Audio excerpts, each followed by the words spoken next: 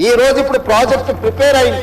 Next 3 months లో 31 March లోపల గండిపేట నుంచి గాంధీ సరోవర్ వరకు, హిమాయత్ సాగర్ నుంచి గాంధీ సరోవర్ వరకు 21 కిలోమీటర్లు కూడా March 31 లోపల అంచనాలు సిద్ధం చేసి టెండర్లను చేసి first phase of Musi river development front అభివృద్ధి కార్యక్రమాలను ముందుకు తీసుకెళ్లాలనుకున్నాం. ఈ ఫస్ట్ ఫేజ్ కి ఏడీబీ బ్యాంకు 4100 కోట్ల రూపాయలు మనకు రుణం ఇస్తాం. ఈ ప్రాజెక్టులో విషయం ఉన్నది, ఈ ప్రాజెక్ట్ అవసరం ఉన్నది, అభివృద్ధి చేయడానికి మేము బ్యాంకు రుణాలు ఇస్తామని, దీనికి సంబంధించి కేంద్ర ప్రభుత్వం కూడా మనకు అనుమతులు ఇచ్చింది.